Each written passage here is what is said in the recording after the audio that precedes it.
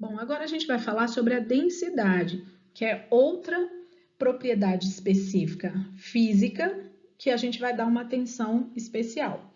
O que é a densidade? A densidade é representada por esse Dzinho minúsculo e é o resultado da divisão entre a quantidade de massa que tem a matéria, que tem aquele corpo, ok? Pelo espaço que ele vai ocupar. Então, e esse espaço recebe o nome de volume. Então, quando eu pego a quantidade de matéria que tem aquele corpo, a quantidade de massa que tem aquele corpo, eu consigo, e divido pelo volume que ele ocupa, eu consigo descobrir qual é a densidade daquele corpo. Olha, presta atenção nesse probleminha aqui. Então, agora eu consigo resolver alguns probleminhas. Olha só, qual é a densidade de um corpo que tem a massa de 200 gramas e essa está ocupando um volume de 2.000 centímetros cúbicos? Também poderia colocar um 3 aqui em cima do M, tá bom? Para representar o cúbico. Então, eu pego essa expressão e vou aplicar todos esses valores na expressão. Eu tenho a massa do corpo, que é 200, eu tenho o volume do corpo, que é 2.000, fazendo a conta, eu tenho 0,1 gramas por centímetro cúbico, ok? Se eu posso comparar a densidade de materiais que eu não conheço, eu não sei, eu vou comparar a densidade de materiais desconhecidos. Como que eu vou comparar? Eu mantenho a massa constante e o volume vai ser variado. É mais ou menos assim, olha só, esse exemplo. Eu tenho aqui, ó, 2 quilos de músculo, que é carne, né? E 2 quilos de gordura. Os dois têm a mesma massa, mas eles ocupam volumes diferentes. Esse aqui ocupa um maior volume, com a mesma massa. O material que apresenta maior volume será menos denso, terá menor densidade. Então, esse é menos denso, ok? Ele tem maior volume e ele é menos denso. Então, o volume é inversamente proporcional à densidade. Olha aqui, ó, na expressão, ok? Agora, nesse outro exemplo aqui, é ao contrário. Eu tenho diversos tipos de materiais aqui com o mesmo volume, mas massa diferente. Então, eu tenho o mesmo volume com massa diferente, quanto maior for a densidade, ok? Desculpa, quanto maior for a massa, menor será a densidade, ok? Ocupando o mesmo volume. Então, maior a massa, menor será a densidade. Então, a massa é diretamente proporcional à densidade, ok? Bom, vamos falar dos estados físicos da matéria. Os estados físicos da matéria, ou fases, são as diferentes formas que como uma substância pode se apresentar no espaço. Os principais são esses três, que é o sólido, o líquido e o estado gasoso. Vamos falar sobre cada um deles. O estado sólido. Estado sólido, olha só aqui pela imagem, os átomos que compõem as moléculas estão em estado bem pequeno de agitação. Tudo que existe no planeta Terra, sendo sólido, líquido ou gasoso, você tem as moléculas se movendo, ok? Mas quando você tem no estado sólido, o grau de agitação é muito baixo, ok? Então, no estado sólido, a forma, olha só, e o volume são fixos, não vai mudar, ok? E esse tipo de situação, você tem baixa compressibilidade desse material. Os corpos, eles são formados pela reunião, né, a união de moléculas, e entre uma molécula e outra, existe uma força que existe para unir, ok? Que a gente chama de força de coesão. Toda molécula tem força de coesão ou atração, né? Que a gente chama coesão ou atração, é aquelas que unem, tende a aproximar a molécula uma com a outra, ok? A força de repulsão é aquela que tende a afastar. No caso do sólido, a força de atração das moléculas que juntam as moléculas é muito maior do que a força de repulsão, ok? olha só, se eu pegar uma bola de bilhar, essa daqui, ó, eu posso colocar ela em qualquer recipiente, ela não vai ficar com o formato do recipiente e o volume dela não vai aumentar ou diminuir, vai permanecer o mesmo. Por isso que ele fala forma e volumes fixos.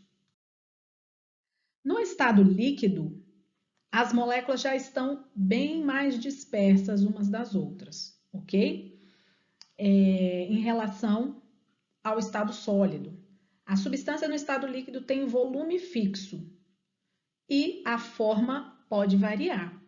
Já explico isso aqui para vocês nesse exemplo aqui. Olha só, se a gente tem um volume X de água, 500 ml de água, e ela estiver em um copo, esses 500 ml vão permanecer o mesmo, ok? Mas a forma vai ser do objeto que ela acabou de ser colocada. Então, se ela estiver na garrafa, ela vai ficar com a forma da garrafa. Se ela estiver no copo, vai ficar com a forma do copo. Então, a forma dela varia, o volume não, ok? Os materiais no estado líquido são fluidos, né?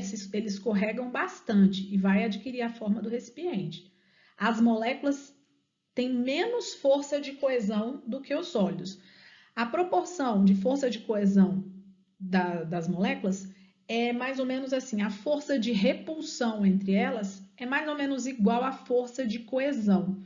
Então, elas não ficam nem lá, nem cá. Então, essas moléculas aqui, elas conseguem escorregar entre elas, ok? Com muita facilidade, bem mais do que o sólido.